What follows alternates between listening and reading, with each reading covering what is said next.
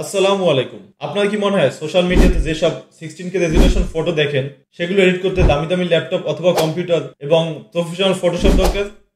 আপনার যদি মনে হয়ে থাকে এইসব বানানোর জন্য দামি ডিভাইস অথবা প্রফেশনাল স্কিলের প্রয়োজন হয়, তাহলে আমি বলবো আপনার ধারণা সম্পূর্ণভাবে ভুল। কি বিশ্বাস হচ্ছে না তো? ওকে, তাহলে আজকে ভিডিওতে আমি আপনাদেরকে দেখাবো কিভাবে শুধুমাত্র একটি অ্যান্ড্রয়েড ফোন ব্যবহার করে 16K অথবা 32K রেজোলিউশনের মতো ফটো এডিট করা যায়। চলুন তাহলে কথা না বাড়িয়ে শুরু করা যাক। তো এই জন্য আমরা প্রথমে ক্রোম ব্রাউজারে যাব। এখানে গিয়ে আমরা সার্চ করব ক্রিয়া.ai। আমি এটার লিঙ্কটা আমার টেলিগ্রাম চ্যানেল দিয়ে দিব। আমার টেলিগ্রাম চ্যানেলের লিঙ্কটা অবশ্যই আমার ডেসক্রিপশনে দিয়ে দিব, আপনারা সেখান থেকে কালেক্ট করে নেবেন। আপনারা চাইলে আমার টেলিগ্রাম চ্যানেলে জয়েন হতে পারেন। ওখানে আমি সব ধরনের লিঙ্ক বা আমার ভিডিওতে যত সোর্স আমি ব্যবহার করি সব দিয়ে থাকি। তা আপনারা চাইলে সেখানে জয়েন হয়ে নিতে পারেন। এই ওয়েবসাইটটিকে প্রথমে আপনাদের সাইন আপ করে নিতে হবে।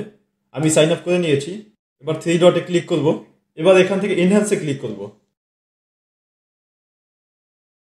এবার এখান থেকে ড্র্যাগ অ্যান্ড ড্রপ অপশনে ক্লিক করব। এবার আমার গ্যালারি থেকে কাঙ্ক্ষিত ফটোটা সিলেক্ট করে নিব। এবার এখান থেকে 16K রেজোলিউশনের জন্য 16x এ ক্লিক করব। এবার এনহ্যান্সে ক্লিক করব। এটা এনহ্যান্স হতে একটু সময় নেবে। নেট স্পিড ভালো থাকলে খুব জলদি হয়ে যাবে। এই দেখুন হয়ে গেছে। এবার ডাউনলোড আইকনে ক্লিক করব। তারপর ডাউনলোডে ক্লিক করব। ডাউনলোড হয়ে গেছে।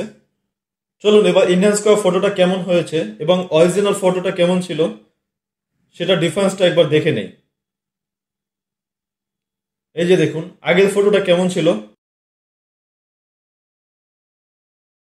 এনহ্যান্স করার পরে এখন ফটোটা কেমন হয়েছে, আপনার নিজের ডিফারেন্সটা দেখুন।